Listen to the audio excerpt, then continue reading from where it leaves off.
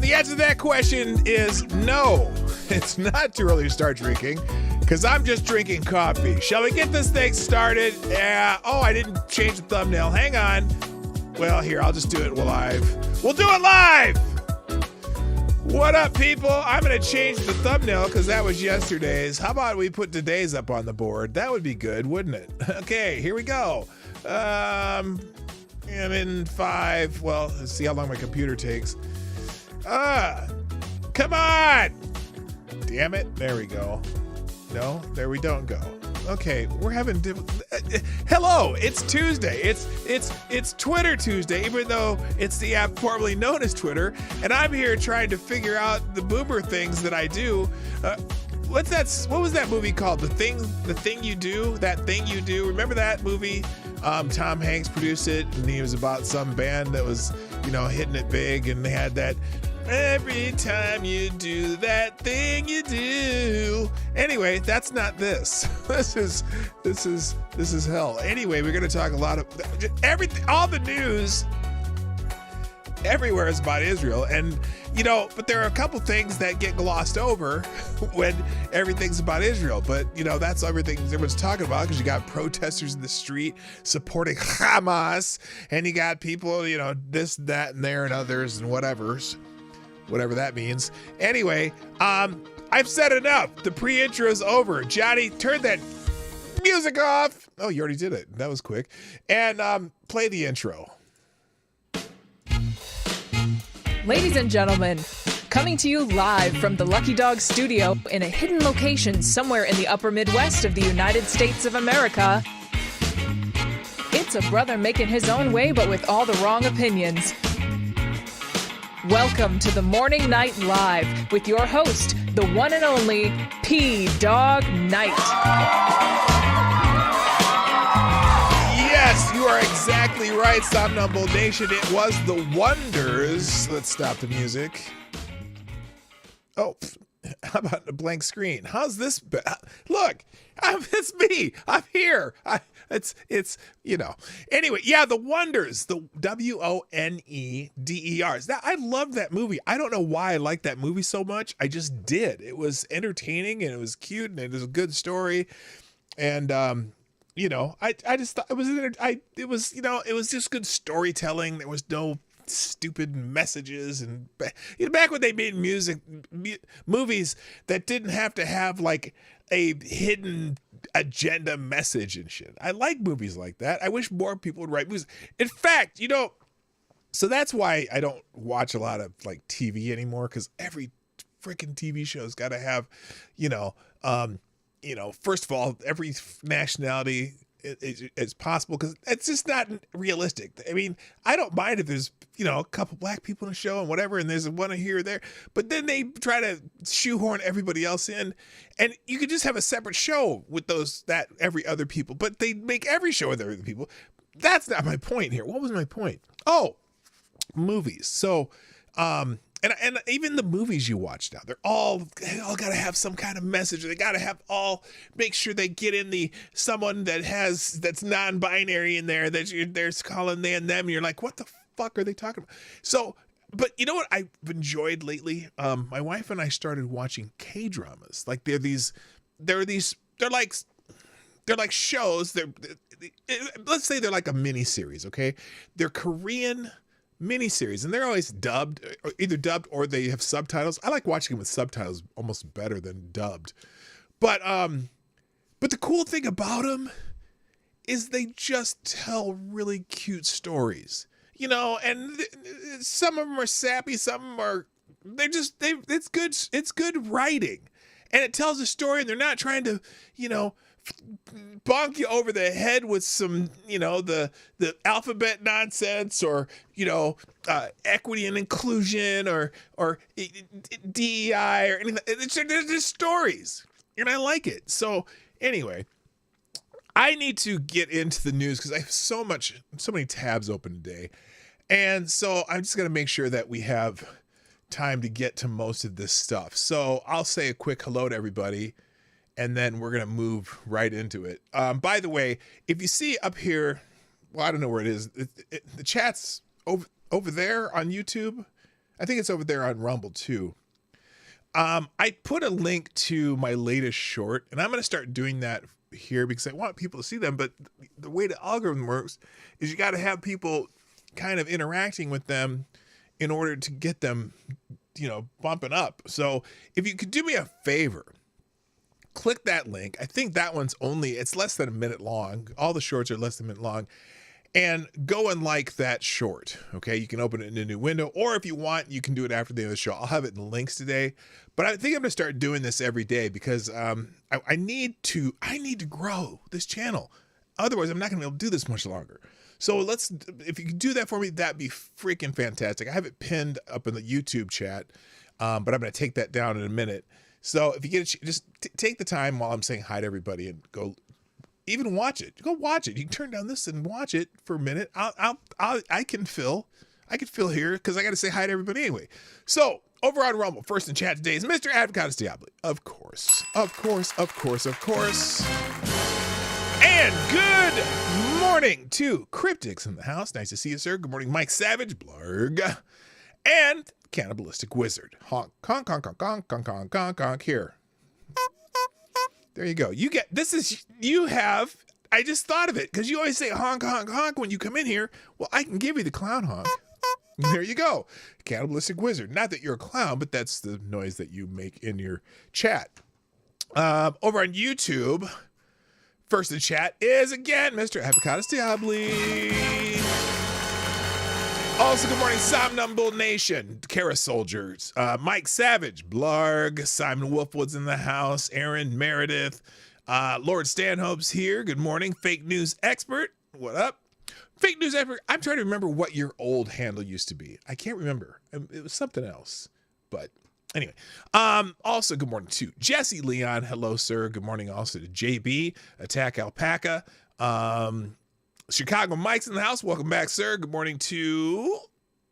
is that it? No, number one is in the house. Does everyone get it when I go number one?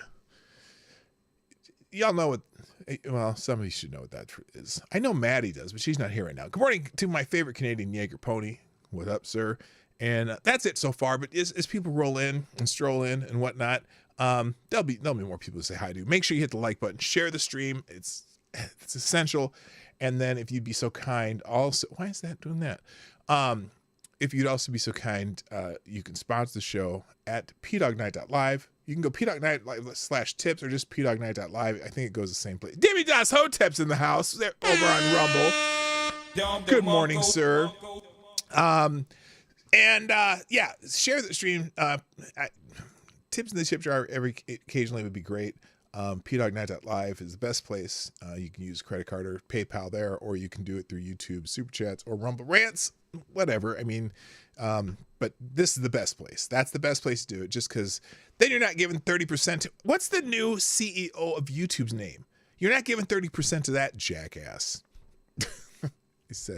Yeah, because he's a jackass. Good morning, Special Can Acid 2. What's up? Wait, that's not tough. Thought you are the new number 6. Oh, P-Dog Picard. Yes, I am P-Dog Picard. Number 1. So anyway, shall we get into it? Because I got a lot to get into. It is Twitter Tuesday, or the app formerly known as Twitter Tuesday. Oh, wait, thank yous first. Let me thank some people. Somnambule Nation, thank you for tweeting out the show. I greatly appreciate it. Jimmy Das Hotep and Brody also tweeted out the show. Brody, are you here? I would love to see Brody drop in once in a while. Grillin' Pirate Pete, oh my gosh. Welcome, sir. I haven't seen you in quite a while. And I got a question, Pete. Pete, I'm wondering, now I haven't seen you posting any projects, meat projects. You know what I'm talking about? I haven't seen you post many in a while. So I'm just wondering, are you still posting meat projects? Did something happen to you on the app formerly known as Twitter? Because you used to post a bunch of them. And it was always, I was like, oh, yeah, damn, I'm going to need to check some of that out. Anyway, if you're not Grillin' Pirate Pete, that's exactly what Pete does. He smokes a lot of meat as opposed to crack, which, that's under Biden. Anyway, let's get into the news today, because that's what we do.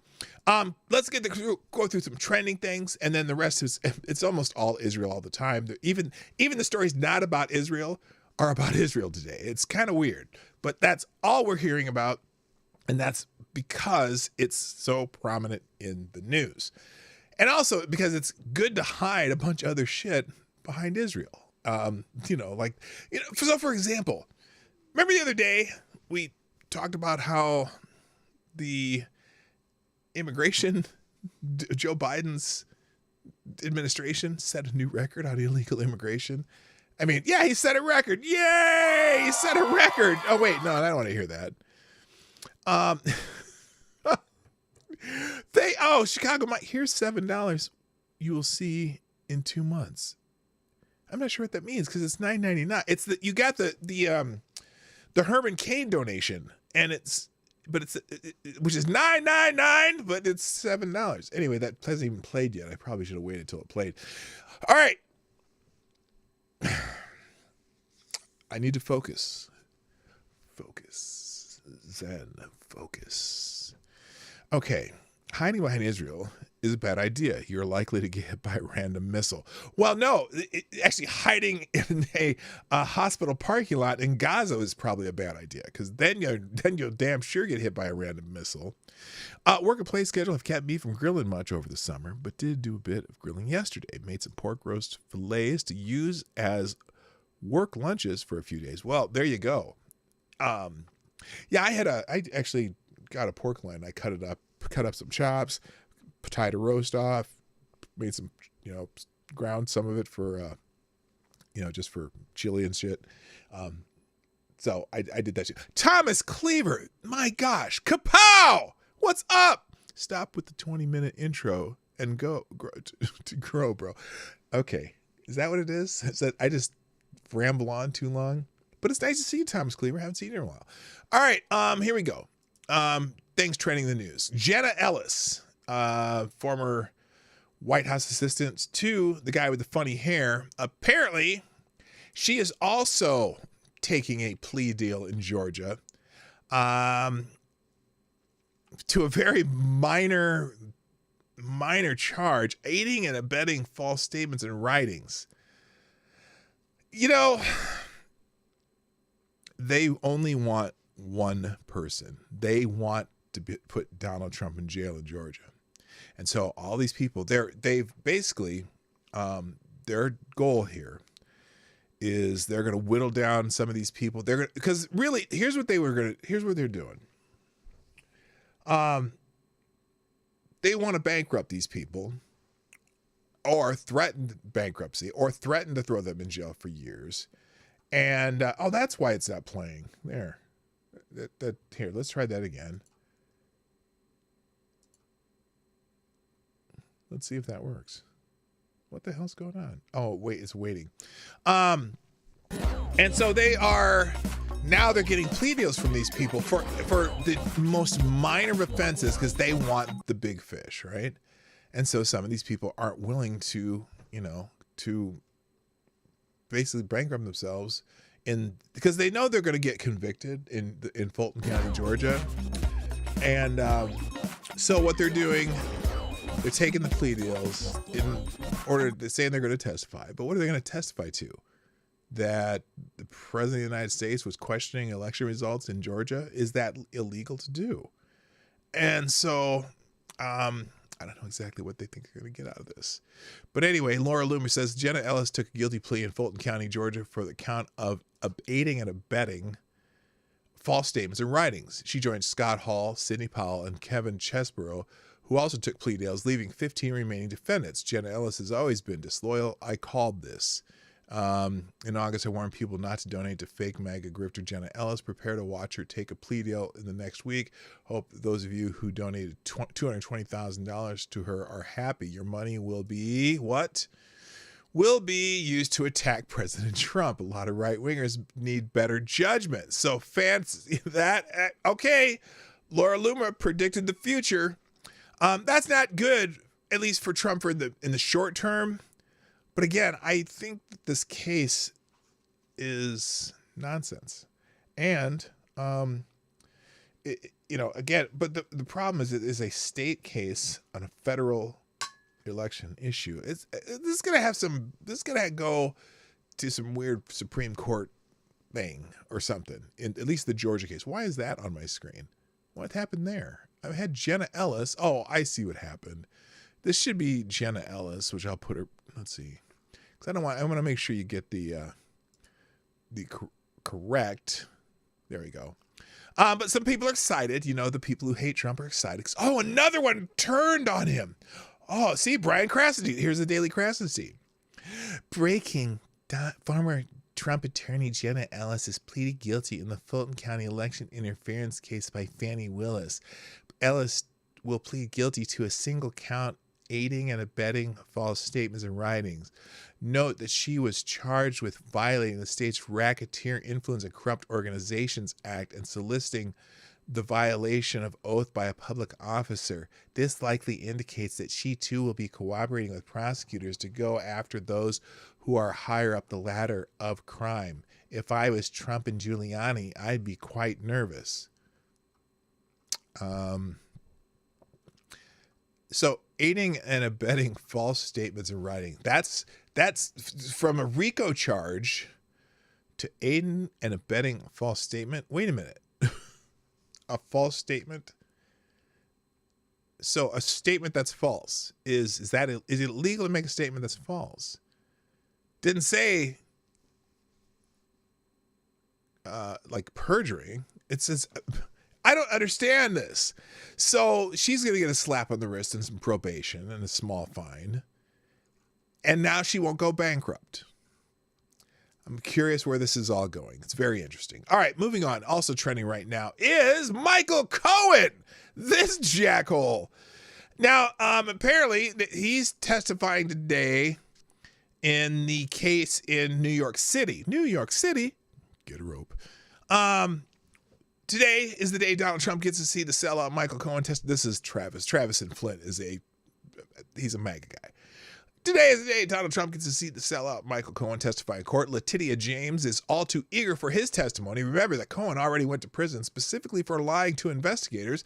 It's amazing that James' case has become so ridiculous that the only witness she can find is the man who has proven that he will do anything to save himself and has proven he will lie whenever it benefits him. Does anyone really believe anything this man has to say? In fact, he's even allowed to take the stand, or the fact that he's even allowed to take the stand proves his corrupt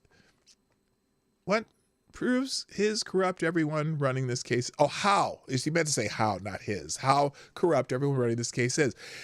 Yeah.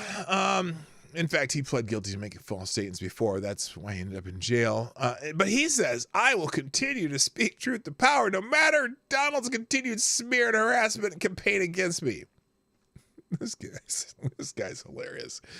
So anyway, a lot of people are excited about Michael Cohen testifying. They've made him a hero as opposed to whatever. But again, this case in New York City is stupid. The idea that there are nobody doing countdowns. Oh, the countdown before the start. Well, I do that so people can get notifications in time. Otherwise, people don't get notifications, and then nobody's here until halfway through the show. That's a YouTube problem. That's why I do that. I should probably shorten the replays is what I should do. But anyway, so here someone says, venomous, disgraceful, radical, and racist. Some of the insults Trump has hurled against AG Tish James. Oh, this person's she's on a first name basis with Tish.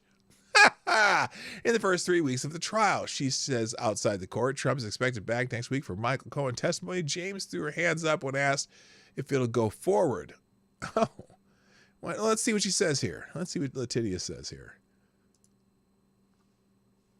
Play. He's called me venomous. He's called me disgraceful. He's called me radical. He's called me a racist. And this is only week 3. Okay, and? The reality is that none of his behavior, which can best be described as performative, will change what's happening in the courtroom. Sounds like yours is performative too. Are you? As you know, she's trying this in the court of public opinion in New York. Okay. Does she need to do this in New York? But whatever. It's funny because I laughed the other day, especially when they talked about he said that his apartment was 30,000 square feet when it's actually 10,000 square feet to enrich himself. It's lender's fiduciary responsibility to make sure that any claims that are made are true and up to their standards. And they have to do appraisals and all kinds of things. They don't lend money on you just telling me, well, my apartment's 100,000 square feet. Do you have any proof of that? Here's the architect plan. They don't just lend on your word. God. Anyway, Letitia said, what else? Where we have submitted evidence, and the evidence is clear. No, the evidence is not. The evidence makes no sense to anyone who knows anything about lending real estate and all that other crap. No, but it does make no sense. The charges you're bringing against him, but you're pushing forward. Inflated his statements of financial interest to enrich himself. How? Again, how to enrich himself? And also, where are the lenders that are suing him for not repaying his loans? If that were the case, if he had done that and then defaulted on all of the loans, then she might go, well, how did he do this? How did he inflate this? Did he pay off appraisers or something? But she's not charging him with that. All she's saying that he made financial claims that did not jibe with whatever we think they should be and any numbers that we've made up. This case is stupid, and he's going to lose the case, and it's going to be appealed eventually somewhere where someone's going to go, did anyone get an appraisal on this shit? Did he default on any loans? Someone's going to ask those questions eventually, but she's not. And his family. And nothing will change that. Not the attacks on me or anyone. At the end of the day, we are here to seek justice. And we will justice for who? That's the other. Justice for who? Who was hurt by anything that she's talking about, especially the fact that he paid the loans off? He hasn't defaulted on any of the loans. That's oh my God. Justice. And so she sounds a little salty, doesn't she? To seeing Mr. Trump again. I understand that he will be returning next week from Michael Cohen. All right, enough of that. Next, what else is trending this morning on the app formerly known as Twitter? Tom Emmer is trending, one of the congressmen from my great state of Minnesota. Apparently, he's throwing his hat in the ring for to be a Speaker of the House. Now, Laura Loomer, says Soros family attempting to install their own former paid rep Tom Emmer, GOP Majority Whip, as Speaker of the House. Senator McCarthy has endorsed Trump hater and Islamic refugee resettlement advocate Tom Emmer as Speaker of the House under Emmer, who is oh my gosh, what is she saying here? She says, let's see, who is a congressman in Minnesota. Minnesota communities have been plagued by Islamic jihadists who he helped to resettle. Did you know Emmer once served as a paid spokesperson for the National Popular Vote Initiative, an organization funded by George Soros? Sources tell me that Alex Soros and George Soros have been helping him to whip votes for GOP Majority Whip behind the scenes with House Democrats as the GOP continues to struggle to pick a speaker. Soros family and Democrats view Emmer as their tool for helping keep President Trump off the ballot in 2024. Emmer is also in support of keeping J6ers locked up in prison he once condemned Donald Trump as a racist when Trump led a rally in Minnesota and his supporters were chanting, "Send her back," to Somalia after she expressed support for al-Qaeda. Talking about Ilhan Omar. On camera, described 9/11 as some people do something. Okay, she's saying that he's pro-jihadi. Now that, I wouldn't say that's accurate. Tom Emmer, now, here's the thing. I think Tom Emmer used to be a Democrat, though, and then he changed Republican, whatever. I'm not excited about Tom Emmer being Speaker of the House either. He's a wannabe swamp rat, I think. But I don't care who the Speaker of the House is. Just throw someone up there. I don't care. But she's saying, over my dead body, Emmer's basically a Democrat, and that's why the Uniparty wants him to be speaker. That is probably true. That I'm sure the Democrats will support Emmer. Oh my gosh. So anyway, she's saying that something about him having ties to DeSantis, who she cannot stand. Holy shit, she's going on and on and on about it. Just in, President Donald Trump just reposted this video to expose Tom Emmer I suppose today, along with my entire post slamming Emmer and McCarthy. Well, let's see what this is. This is it's 3 minutes long. Let's watch it. What the hell? Let's just see what this is. Full screen that, please. That's me talking to myself. There we go. Here we go. Let's see what this says. Oh, is this just, there's no verbiage. Okay. I've had the argument made to me, Tom, as a conservative, why would you ever want to support something like national popular vote? That's the dumbest fucking idea ever. And he's an idiot for supporting it. Sorry. You know, they handed me a book, and I said to the gentleman that had come in to pitch it, why would I ever support this? I mean, are you crazy? Well, it's funny. I went and read the book and became an absolute believer. He's very pro-crypto, which most politicians are not. I didn't know that. Founded by John Koza, who financially supports Democratic Party committees, liberal candidates, and was an elector for Al Gore. NPV is partnered with Fair Vote, which was granted Siegman from the Joyce Foundation. Yeah, we don't want national popular vote. There's a problem. The big problem with the national popular vote idea, which is these states that are saying, okay, we're going to make all our delegates match whoever wins the popular vote, right? That doesn't work for the entire country. If you go by the popular vote in this country, you have the power goes straight to the coasts, and everything they do is geared towards them. You don't want that. You want the reason we have a representative republic is because we are 50 separate democracies, not a single democracy. And you cannot give all the power to certain states because of population. That's why they did this brilliant thing where you have some representation by population and you have each state having their own power, their own balance. And that balances out in the presidency, and it's just not something you want. Otherwise, you are going to have large states with large state interests in control of everything. Some small states need to have some essence of control, and it's just a bad fucking idea. So anyway, I'm done with this. Let's move on. Who else is trending? Queers for Palestine is trending, which it's okay. Rita Pahini makes a good point here. Queers for Palestine, akin to blacks for the KKK or Jews for Hitler, utter lunacy. Here's someone doing a queers. On the count of three. 1, 2, 3. Fuck Israel! Okay. And we understand that Palestinian liberation is black liberation. Okay, wait, what? Okay, no, it's not. I know that a lot of these people have good hearts, but they're like riding this wave that is fucking idiocy. not based on the facts of the history of this region, and it breaks my heart. The occupation has got to go. Hey, hey. Oh, oh. The occupation has got to go. Israeli apartheid. No, there's no Israeli apartheid. You just don't understand. If you are calling this apartheid, you do not know what apartheid means.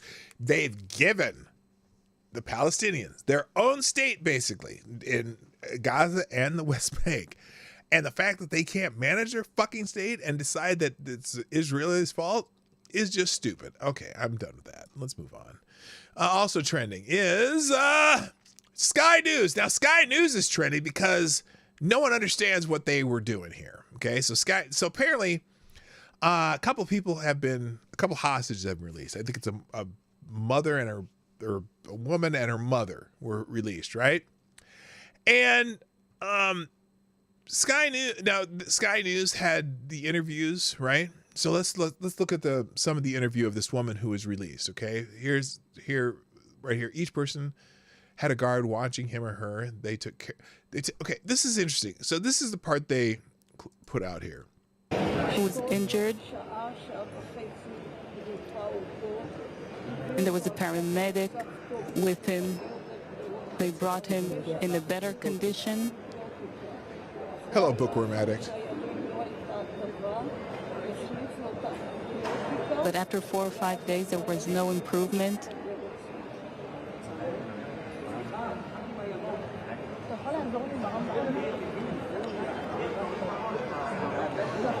Okay, this is a lot slower than I meant for it to be. So let me just tell you why Sky News is trending because of this hostage thing. Apparently, they have been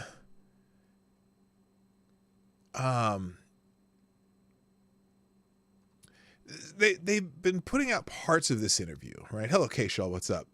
They've been putting out parts of this interview, and only the parts where they said that Hamas treated them humanely, nicely, whatever.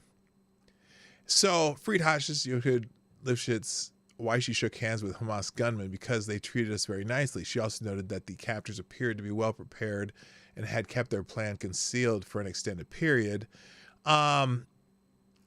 But when Sky News posted footage from the press conference of freed hostage Yocheved Lifshitz, they cut them up into bite-sized clips. The first clip, where she described being well treated, has been shared 11,100 times. The second clip, where she mentions her being beaten, 69 times. So everyone's talking about how, oh, she said she was treated so well. 11,000 times they've retweeted this. But when the clip where she was beaten, Lifshitz recalls her mother, Yocheved Lifshitz, went through when she was kidnapped by Hamas during the October 7th attack. Sharon Lifshitz said her mother was being taken, she was being hit by sticks. But that only retweeted 69 times. So I don't know if it's Sky's News fault for that. They gave us pita bread, hard cheese, some low-fat cream cheese, and cucumber. That was our food for the entire day. Freed Hamas hostage Yocheved Lifshitz recounts her experience, saying there were people there who took care of all the needs.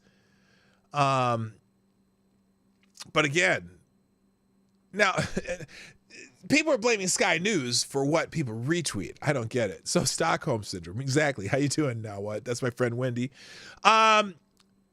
You fuckers at Sky News heard only that one word that you wanted to put into your tweet. She said it was a living hell. She was beaten by Hamas with a stick, and they dragged her for kilometers. Only when they were put in a large room, the captors began to act friendly.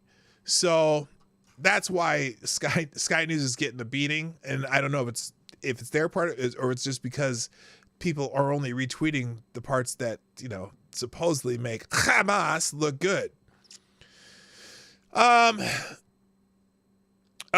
Wait, yo. Oh, wait a minute.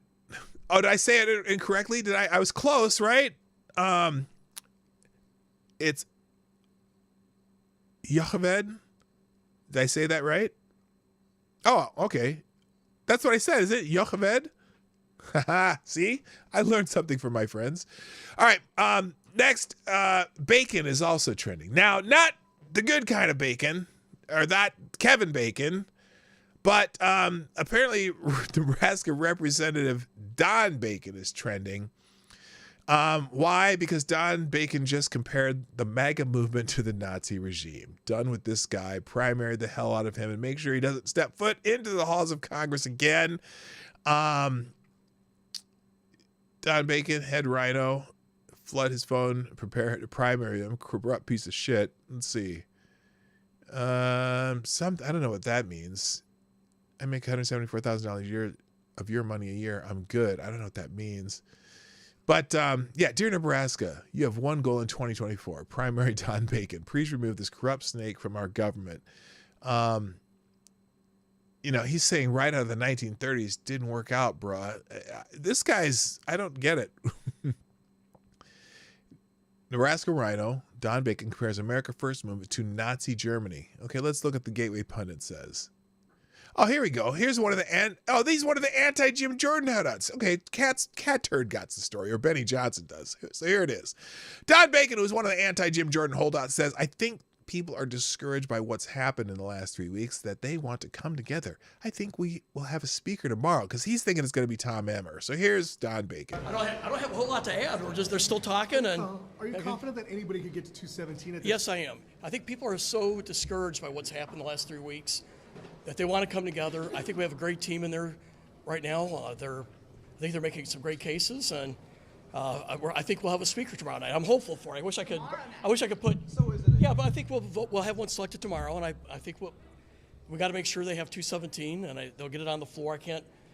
The designee's got to select when that is, but I feel optimistic that by tomorrow night we'll have a speaker. Anyone in there in particular that you're going to throw your weight behind? Is he going to say Tom Emmer? Yes, but you know what? Out of respect, he's not I'd gonna say rather be cautious on that. I think, we'll just say Tom Emmer has the foundation, being an NRCC chair, being the whip, that he knows what he's doing, so he could jump right into his job.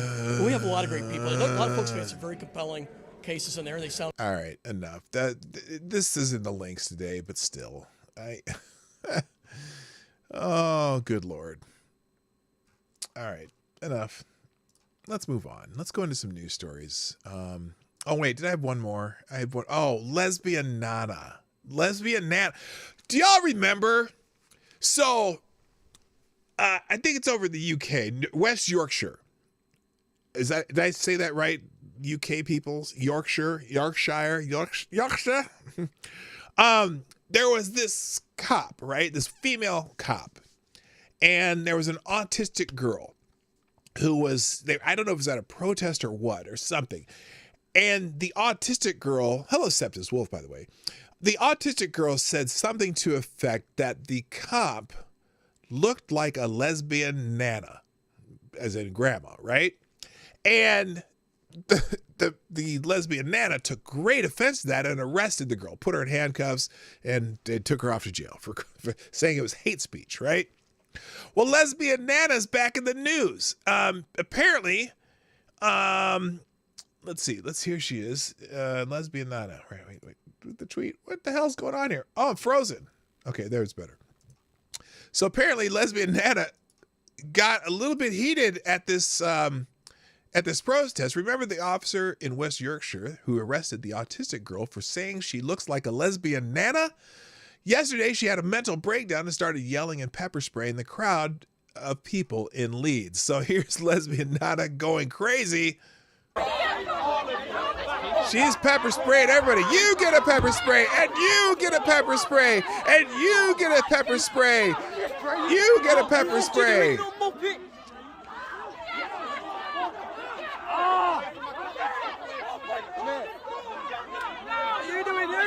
So she's losing her mind. I have no idea what this is about. Anyway, this is why lesbian Nana is trending. Okay, so that's that. Okay, we're done with the trending topics today. All right, so I just have a barrage of headlines about the conflict over in Israel right now. And so we're just gonna I'm gonna go through them, and all these articles will be in the links. And it's, it just saddens me, but it's just, it's overwhelming the news, obviously. Why don't I like Tom Emmer for speaker? I don't like or dislike Tom Emmer, but I just don't feel like we'll see if he can be a strong leader. I don't know. Just my thoughts of him, knowing him from here, I don't buy it. I think he's just I think he's going to be Kevin McCarthy light. He wants to be, I think he's one, he's wasn't he one of the holdouts? He's on both Steve, what the hell's his name? I'm freaking blanking out. I think I think he wants to be a swamp rat. I don't think he really wants to be a leading person who directs the House in the direction that Republicans want it to be. And that's why I'm not so sure about Tom Emmer. But anyway, all right. So I said we have just a plethora of headlines and stories about the conflict over in the Middle East, in Israel. First one here from the Free Beacon: just as cruel as the terrorists, many ordinary Palestinians joined in Hamas's atrocities against Israel. Hamas terrorists carried out a highly choreographed massacre in Israel on October 7th, they received a source of support that amplified the horror that took place that day. A mob of ordinary Palestinians spontaneously joined in what became the deadliest pogrom against Jews since the Holocaust, according to videos, eyewitness accounts, and Israeli Defense Forces. So, they say, Scalise, yeah, I'm sorry, I couldn't think of his name. So, the thing you hear sometimes is that it's just Hamas. Well, sometimes the Palestinians who live in Gaza, join in this. And I was thinking about this the other day. You're hearing the pro-Palestinian protesters out there. Oh, free Hamas, this Israeli apartheid, yada, yada, yada. Well, I think, free Gaza, not free Hamas, free Gaza. And I'm of the opinion, we should free Gaza. We should free Gaza from Hamas forever if we can. But part of the problem is the people in that area, a lot of them support Hamas and think that Hamas is their savior. And that's probably the problem. So anyway, whereas the Hamas terrorists wore uniforms and carried military-grade weapons, the Gazans who followed them into the Jewish state were dressed as civilians, mostly unarmed. Two officials from Israel's devastated Gaza border region said that young men with knives, overweight dads, and at least one elderly man on crutches were among those who exploited Hamas's rampage to create a second wave of carnage that rivaled the barbarism of the professed terrorists. The IDF declined to provide details about non-Hamas Gazans' involvement in the October 7th attack, but IDF spokesman Jonathan Conricus confirmed to the Washington Free Beacon that a large number of Gazans who were not members of any terrorist group entered Israel and participated in the atrocities. And that's a problem. That's a major problem. So the New York Post, Fox News reporter Trey Yingst visibly shaken as he shares gruesome details of Hamas terrorist Israel massacre confession. Fox News war correspondent Trey Yingst said he had to censor the brutality uttered by a captured Hamas terrorist who admitted to doing things humans do not do. Yingst obtained a video of what the terrorist told Israeli forces, but spared viewers the most disturbing details from his confession of the October 7th massacre that killed more than 1,400 Israelis. And he let's see, how long is this report? Here's a minute of that report from Fox News. As we do have some updates for you, Fox News has exclusively obtained and reviewed an Israeli interrogation video of a Hamas militant that crossed into southern Israel on October 7th and participated in the massacre of so many innocent civilians. I do need to warn our viewers, some of what I'm about to describe is extremely graphic, but this fighter telling the interrogator in the video, a man in his 20s, he's sitting in a white cloth jumpsuit, talks about the coordination and planning that went into the attack in southern Israel. He talks about using the app Telegram to communicate in real time and send videos of the massacre to other Hamas members in southern Israel. Additionally, he talks about how Jeeps were used along with trucks to enter the southern part of this country. We've seen the pickup trucks that were left behind by these militants, and they entered these communities just slaughtering people. I do want to talk, though, about what he explained. How the fuck do you using Telegram to send videos of what you are doing as you're massacring people? It's just we know it's disgusting, but it's just, I got to reiterate that just that. Explain to this interrogator regarding Islam. He acknowledges that in Islam you are not supposed to kill women, children, and the elderly, but says Hamas commanders ordered these individuals to do just that, telling people to step on the heads of Israelis, behead them, and cut their feet. These graphic descriptions of what the militants did just give you some idea of the plans and the executions that took place in southern Israel just 2 weeks ago. Okay, so more on just no more on that. And also in illegal insurrection, we reported yesterday that Israel was planning on providing a viewing of raw footage from Hamas and other terrorist body cams. Israeli dash cams and security cameras in light of the denialism being spread about Hamas butchery. So they're going to, because everyone's questioning this. Oh, they didn't really do all that. There's no way they did that. They weren't that brutal. Well, they're going to start. They're starting to provide the video evidence, so no one can argue that it never happened. Okay. So apparently they said they're in light of. They were planning on providing raw footage from Hamas and other terrorist body cams, Israeli dash cams, and security cameras in light of the denialism being spread about Hamas butchery. That showing took place today. The Israeli government on Monday screened for 200 members of the foreign press some 43 minutes of harrowing scenes of murder, torture, and decapitation from Hamas's October 7th onslaught on southern Israel, in which over 1,400 people were killed, including raw videos from the terrorist body cams. They wore body cams so they could show it to the world. The government said it had decided to show journalists part of its collected documentation in order to dispel what a spokesperson characterized as a Holocaust denial-like phenomenon happening in real time, as doubts have been raised around the world about some of the most horrific Hamas atrocities. Journalists were not permitted to record the screening, which took place on a closed military base. The footage was collected from call recordings, security cameras, Hamas terrorist body cams, victim dashboards, cameras, Hamas and victim social media accounts, and cell phone videos taken by terrorists, victims, and first responders. Over 1,000 civilians were slaughtered by terrorists, and at least 24 people were abducted. So, and it's sad that they have to do that. Good morning, Unacceptable Views, and Select a Boy. Yeah, boy. That they have to do that because, well, denialism. Yeah, it's the moon landing or some shit. Darren Root, good morning. Looks at it didn't happen. Yeah, that's the phenomenon.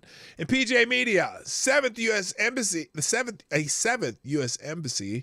has been evacuated on Biden's watch while he vacations. Apparently, he's on vacation again. What? He's on the beach again? You remember how they used to complain about Trump golfing? At least he wasn't golfing during crises, or at least he had the press and talked to the press during crises.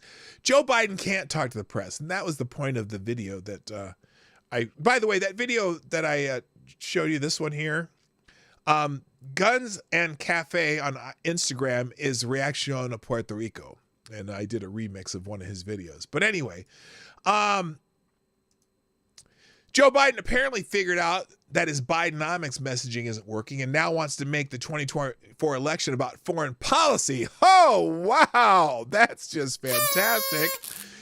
How exactly is that going to work? Things haven't exactly been going well for him on the foreign policy front, particularly since this botched withdrawal from Afghanistan. And the worst part is he doesn't seem to be concerned about that, or seem to concerned that the world is falling apart around him. On Sunday, the president was once again taking it easy at his Delaware beach house.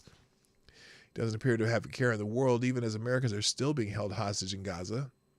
George W. Now, remember how much shit W took for the Katrina stuff, or, you know, when U.S. forces were attacked in Baghdad, and he took shit for all this stuff? Biden just walking along the beach.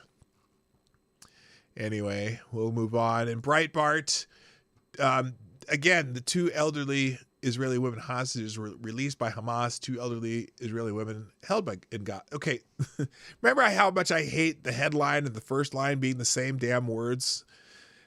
Almost the exact same sentence. Two elderly Israeli women held hostage in Gaza were released Monday by Hamas with the assistance of the International Committee for the Red Cross. Now, I'm sure Hamas is being praised in the international media for their humanitarian effort of letting two hostages go. I'm sure that, see, they let go of the hostages. They're good boys.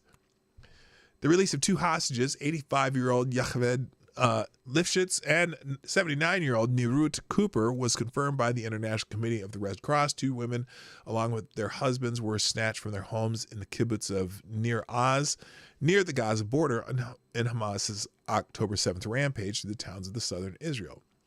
The husbands were not released.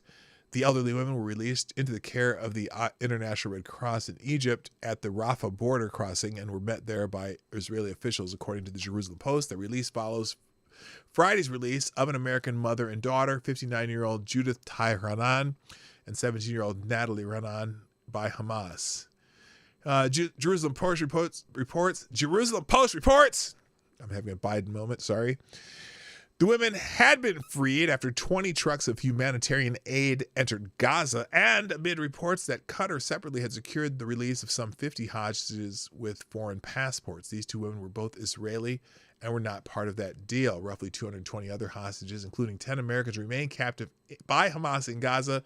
In his Oval Office address last Thursday, President Biden stated, as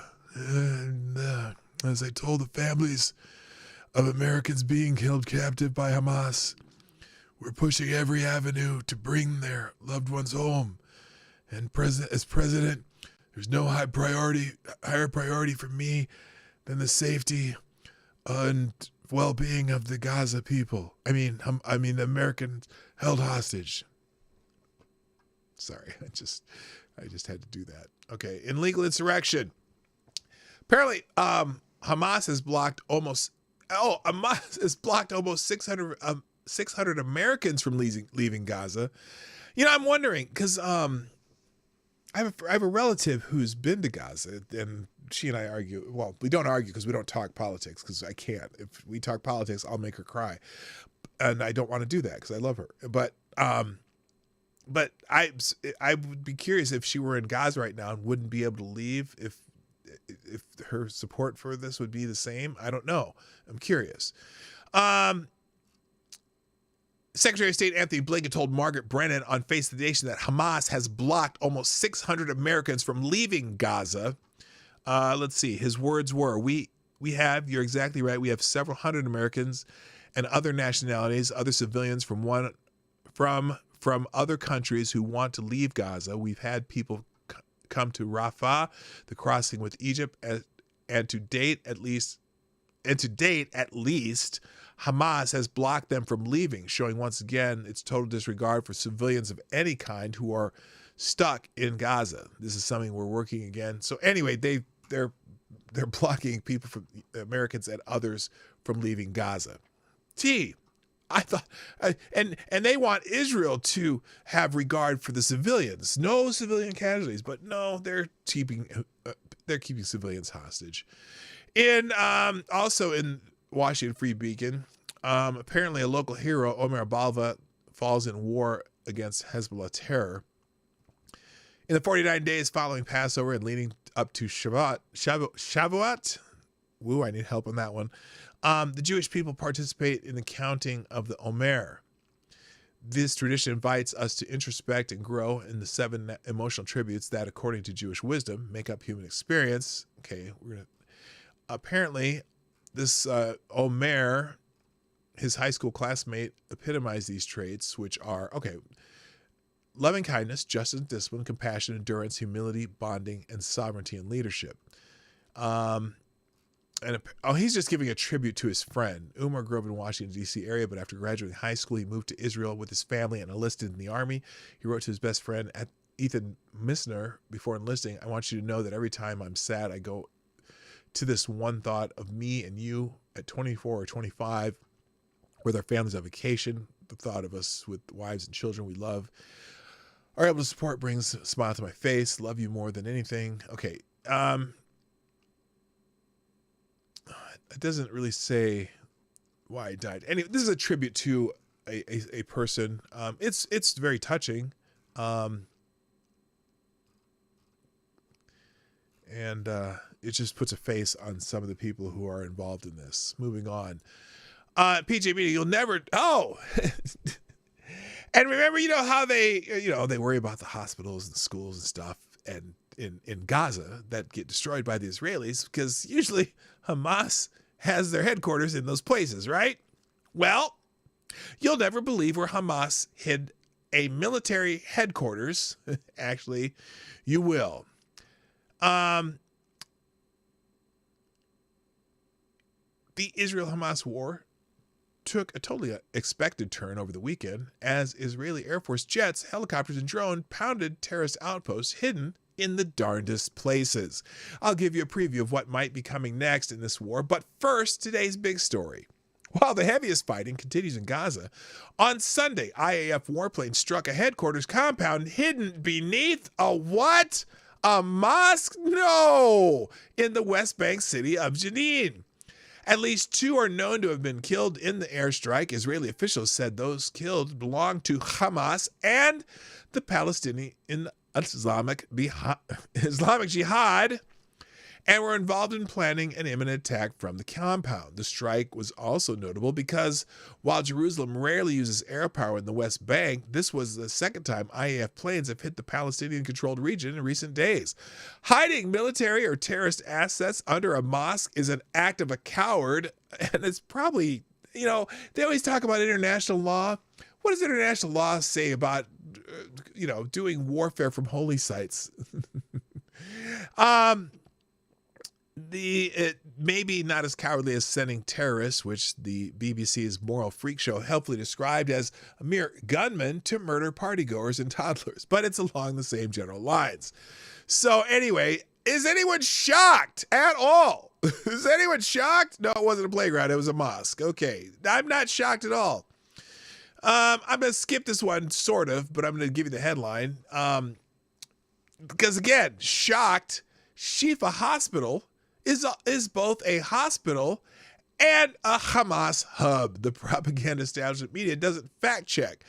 So amid the uproar over the Israeli bombing of the Al-Ahli hospital, which turned out actually to have been bombed by Palestinian Islamic Jihad, it is important to remember that the Shifa hospital in northern Gaza has long been recognized as a Hamas outpost. The terror group stores weapons both inside the hospital and in the tunnel complex that was just built under the building, mostly by foreign humanitarian aid, I would guess. And then the hospital contains a Hamas command and control center. And Hamas terrorists are known to be staying in some of the hospital rooms. If Israel is to destroy Hamas as a military force, root and branch, the IDF will necessarily have to attack the tunnels under the Shifa hospital. So they'll get yelled at for blowing up a hospital, of course, because that's how it works over there. Anyway, anyone shocked? Who's shocked? If you're shocked, put a 1 in the chat. And if you're not shocked, put a 0 for no fucks given. Now, former President Barack Obama has spoken. Apparently, he's worried about hardening Palestinian attitudes towards Israel for generations. Fucking brilliant. I have the full transcript or the full Medium post he posted. It's right here, but here's the highlights that Breitbart pulled out of it. In a statement on Monday, Obama wrote, quote, Obama wrote, as I stated in an earlier post, Israel has a right to defend its citizens against such wanton violence, and I fully support President Biden's call for the United States to support our longtime ally in going after Hamas, dismantling its military capabilities and facilitating a safe return of hundreds of hostages to their families. But even as we support Israel, we should also be clear that how Israel prosecutes this fight against Hamas matters. Still, the world is watching closely as events in the region unfold, and any Israeli military strategy that ignores the human cost could ultimately backfire. Okay, wait! Ignoring the human cost! It's almost like he's ignoring the human cost! One side! Already, thousands of Palestinians have been killed in the bombing of Gaza, many of them children. The human shields, excuse me, Hundreds of thousands have been forced from their homes. The Israeli government decisions to cut off food, water, and electricity. Hold on.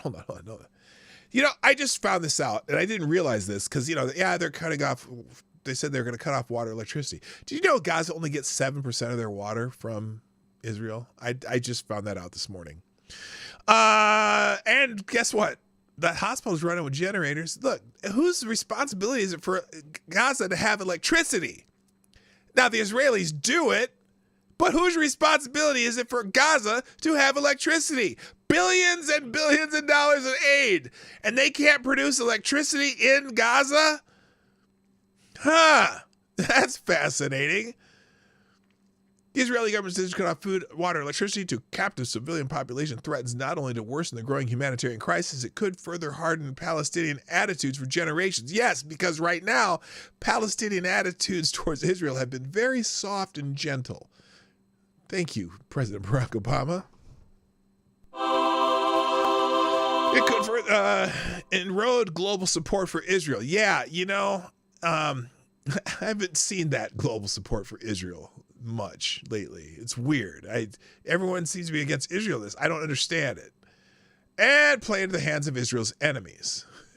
And undermine long-term efforts to achieve peace and stability in the region. Well, peace and stability in the region would probably be existing had it not been for constant attacks on the Israeli people.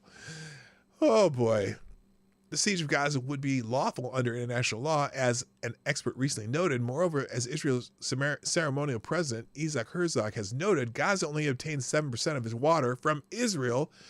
In any case, Obama ignored Israel's long record as one of the best, if not the best, countries in the world in upholding human rights and international humanitarian law in war against a ruthless terrorist enemy, as Harvard Law School professor emeritus Alan Dershowitz said.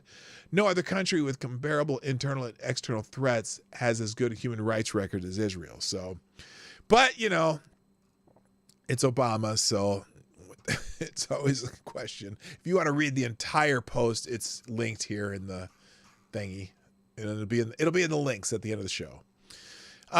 This is Summit News. Worst ever illegal border crossing numbers were quietly announced on Saturday morning. Remember we talked about this?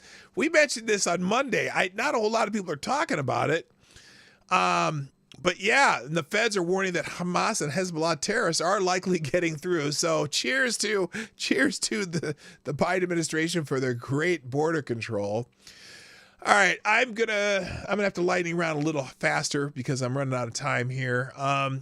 Let's see. Oh, this is news other than Israel right now. Anyway, so I'll go through what's some of the headlines that we're not hearing because of things going on in Israel, and it's they're hiding some other shit. And this again, Biden's 2023 flood. This is amazing. President Joe Biden's deputies welcomed at least one economic migrant into the United States during the last 12 months for every American newborn or high school graduate. So for every American newborn or high school graduate, we've had a new migrant coming across the southern border. Put that in perspective. More than 4 million economic migrants crossed the southern border during the government's October to September budget year, according to federal data released on October 21st. In contrast, 3.67 million Americans were born during the matching 12-month period. According to the Census Bureau, that 2022 number includes at least 400,000 births to illegal migrants. So that's including the ones born to illegal immigrants. The inflow also creates vast economic competition for the 3 million American youths who had graduated from high schools in the 10 months up to October 22nd, the Bureau reported. One particular result is that the new migrants are pricing ordinary Americans out of housing. Now, why? How is that happening?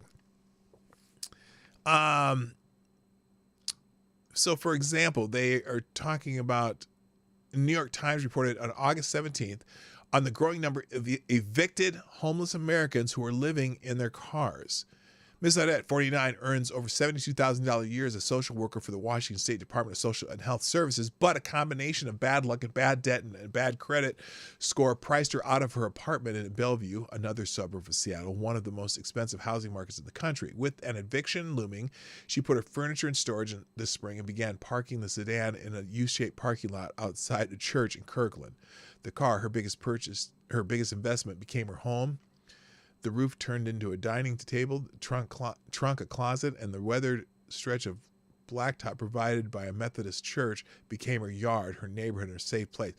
But in contrast, many migrants are being fast-tracked into American housing by government-funded, business-backed progressive groups who increasingly divorce themselves from the interest of ordinary Americans.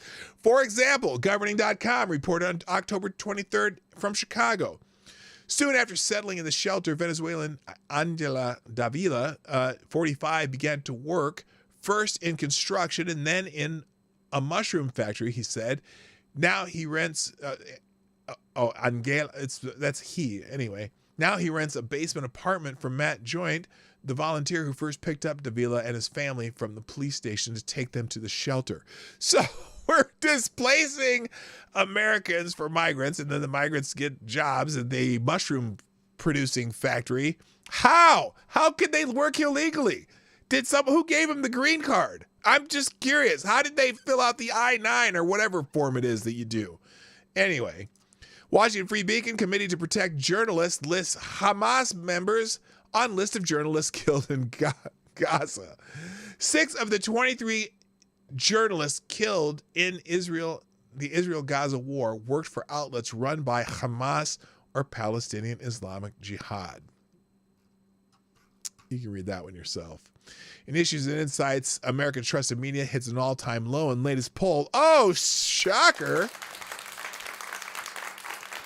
Daily Caller, mathematically impossible. Soaring interest rates are squeezing out small businesses. Small businesses are feeling the effect of the Federal Reserve interest rate hikes as tightening credit puts more businesses and workers in dangerous positions, according to the New York Times. But this is the Bidenomics. Isn't this Bidenomics? I thought Bidenomics was the best thing since, I don't know, Barack Obama?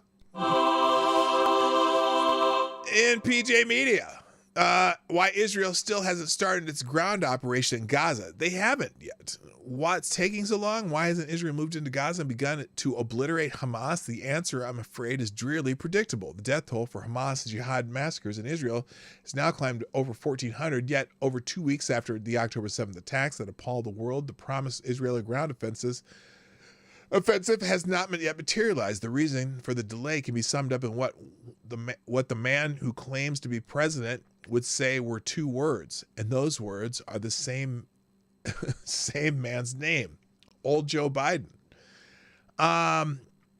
Let's see. The Wall Street Journal reported U.S. and European governments have joined to put pressure on Israel to hold off on its ground invasion of Gaza to allow more time to win the release of hostages held by Hamas.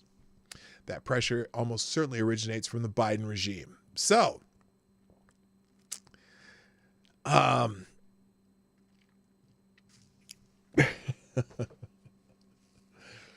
because unfortunately, here's the thing though. I don't think Israel has to listen to what we have to say. And they can, but they're getting pressure from their major allies to hold off on this ground offense because they want to get the hostages out. I understand that. But they need to be, Hamas needs to be in the find out phase. And I know it sounds callous, but, and plus Hamas doesn't want to move their civilians. They want to see children's bodies strewn around the streets. So anyway, PJ Media, Biden doubles down on stupid. President-ish Biden has a message of peace and love on Monday in the aftermath of the most deadly attack on Jewish civilians since the Holocaust. It did, however, leave me with one question. Did the White House's Dr. Feelgood get your daily dosage wrong, Mr. President? So let's see. What are they referring to here? On October 19th, Biden chose to address this nation and warn us against the evils of Islamophobia. That's what. Of course, as what's his face, Cenk would say. On the evils of Islamophobia. Oh my God. Here it is. As Americans, we must come together to reject Islamophobia in all forms of bigotry and hatred, except for hating Jews by those people waving the Palestinian flags all over the streets of American cities. Doesn't matter if you hate the Jews, but God damn it, do not have Islamophobia. That is the worst of the worst, except for homophobia and transphobia. But it's number 3 on the list that you cannot have in America. So make sure we don't have Islamophobia. There is no place in America for hate. Holy shit. Norm Macdonald put it very well. What terrifies me is if ISIS were to detonate a nuclear device and kill 50 million Americans, imagine the backlash against peaceful Muslims. Yes, that's exactly. Shut up, Watch. Anyway. In the Daily Wire, lawmaker calls for Tlaib to lose her clearance over security concerns. Her allegiance lies with Hamas. Well, Rashida Taliban facing calls to be barred from receiving future classified briefings on military operations in Israel because she has continued to debunked Hamas propaganda and repeatedly attacked Israel in the days following an unprecedented terror attack. Well, yeah, she's the one. She was still talking about the hospital that was bombed by the Israelis. Hello, Swirly. That wasn't bombed by the Israelis. So there you go. So someone's trying to get rid of her security clearance. And AOC coming to the rescue is distraught that Rashida Tlaib and Ilhan Omar are not allowed to go to Israel. She found it shocking. 14 trucks of what? Bottled water? On that, I found it shocking when Prime Minister Netanyahu banned 2 U.S. sitting members of Congress from coming to Israel. Well, because they're pro-Palestinian. He doesn't trust them. Note about what's happening to them. I can't help but notice that you mentioned dehumanization, almost all of the at least 18 House Democrats who've called for a ceasefire in Gaza are people of color. How much of the congressional indifference to Palestinian life in Gaza, the refusal in D.C. to acknowledge sometimes the humanity and the innocence, not to mention suffering of ordinary Gazans, how much of that is driven by the fact that they're Arabs or they're mostly all Muslims or they don't look like us, do you think? Oh my God! I will you know how many like Israelis, like indigenous Israelis, look like the Gazans? I mean, sometimes you wouldn't know. What are you talking about?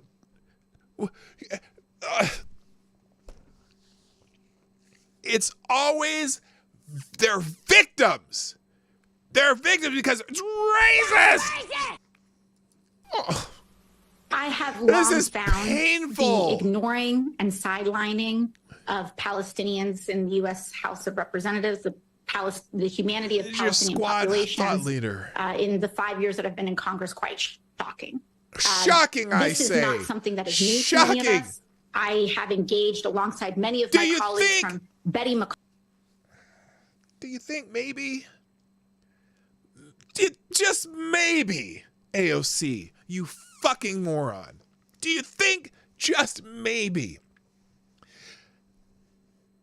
they don't like having their citizens killed? And the cheerleaders for the people who killed their citizens maybe are not welcome there? Holy fuck! I'm not listening to her. Wait, now, let's see if she... Well, no, it's fun to hear her say stupid shit. Columns bill on the detention, conditioning aid and making sure that it's not going to the detention of children. To just raising the routine human rights issues. And we've been trying to raise the alarm bells around this for years. And there has been virtually no acknowledgement in the United States House of Representatives about the extreme plight and continued human rights violations of the Palestinian people for years. Yeah, you said that sentence correctly, even though you meant the Israelis. Free the Palestinian people. I agree. Free the Palestinian people from Hamas. They are not doing you well. All that foreign aid they get, the billions of dollars of aid going to rockets and tunnels and not to desalination plants, electrical plants, infrastructure. No, they buy rockets from Iran and other places because their only purpose, Hamas, is to attack Jewish people. There, I did another Joe Biden. Jewish people. Skip the Daily Caller. Radical eco activist group backed by oil heiress, wealthy American liberals protest against Israel at The Hague. Well, isn't that special? Let's see. Activists belonging to the Netherlands branch of Extinction Rebellion. Oh, Extinction Rebellion is now protesting against Israel. Fucking great. Next, legal insurrection. Minneapolis City Council candidate rioters terrorize old man in car at pro-Palestine rally. Remember, I just talked about this yesterday. I beat them to the punch. Like I said, the reason you watch me is because I tell you stuff before they do. I sometimes beat them to the punch. So this is in legal insurrection. What we were talking about yesterday, the old guy that got caught up in the protest, and they were beating his car, and he tried to get away, and now they're trying to dox him and trying to get him killed. So anyway, moving on. Daily Wire. Pro-Palestinian activists in New York City chants Nazi sentiment at anti-Semitic march. They actually were shouting the phrase, "There is only one solution." Holy shit balls, Batman. Far-left pro-Palestinian activists marched on the streets of New York City during an anti-Semitic demonstration on Monday night. Now, remember, it's not an anti-Semitic demonstration because the people over there are all Semitic people. In New York City, in the United States, anti-Semitic means anti-Jew. The shocking scene comes after Palestinian terror. Yeah, we already know that. Just came home to hundreds of people outside my apartment here in New York City calling for intifada, which, given recent events, may well be considered a call for the mass murder of Jews. New Yorker Ethan Klein wrote an X. Ethan Klein, is that? No, not, that can't be the Ethan. No, that's the writer, not the dude, the dickhead from H3. Never did I expect to see this kind of open anti-Semitism so close to home. The chant was, here, is this it?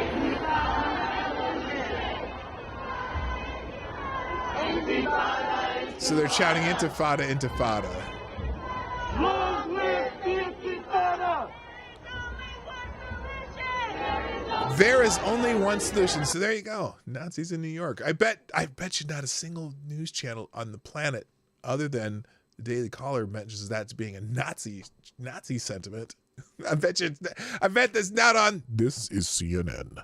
I bet it's not on ABC News. I bet it's not on MSNBC that they're chanting Nazi slogans in New York City. Fan-fucking-tastic.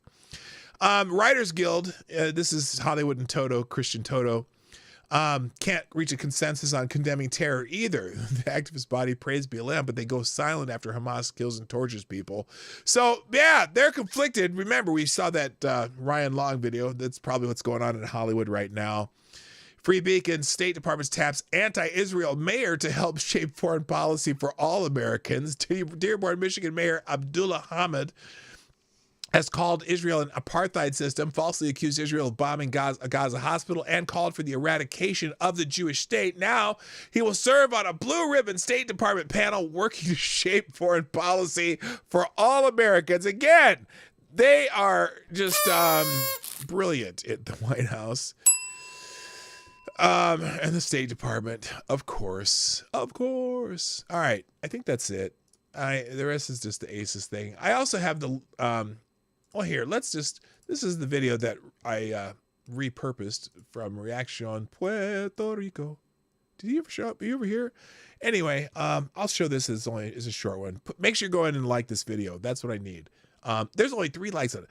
Okay, it'll be in the links, but it's also posted at the top of the YouTube page. Go and watch that video. Here it is. And I need you to go like it. Every day I'm going to give you a new video to like because I want these to blow up a little more. And actually, this is a really good video here. Here we go. Let me refresh it and we'll get the whole look here. Here it is. Maybe. There we go. Just look at their faces though. His staff is panicked here. Not going to any detail with you now. All right, we got to wrap up, guys. We got to wrap it up. Oh, I won't. It's not very loud. You were very blunt with the Israelis on the need to get humanitarian aid to Gaza, or what exactly? On everything. Look at the faces of his staff because they're really worried about what he's going to say. To support getting humanitarian aid to Gaza. Get it to Gaza and do it quickly. All right. Any more about the hospitals?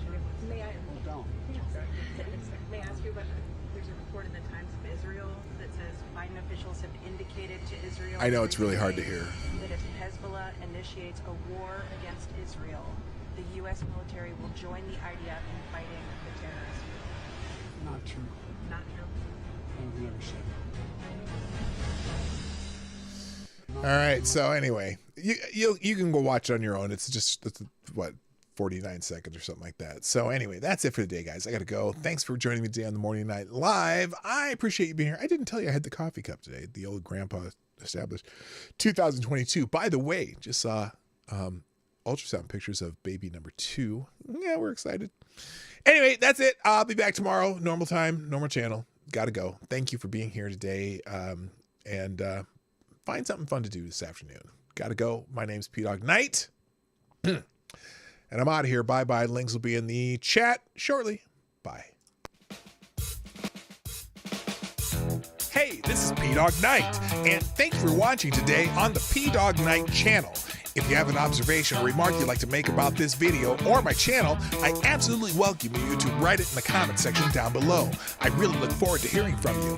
And before you go, if you like what you saw but you're not already subscribed, please make sure you hit the subscribe button and definitely click that bell that pops up afterwards so you'll be notified when I post new videos or when we go live. I broadcast my live show, The Morning Night Live, Monday through Friday at 10 o'clock Eastern, 9 o'clock Central. A special thank you to all the supporters of this channel who share our videos on social media and who make donations through Streamlabs, YouTube, Venmo, and Cash App, which are all linked in the description down below. Thanks again, and until next time, I'm P-Dog Knight, and I'm out of here.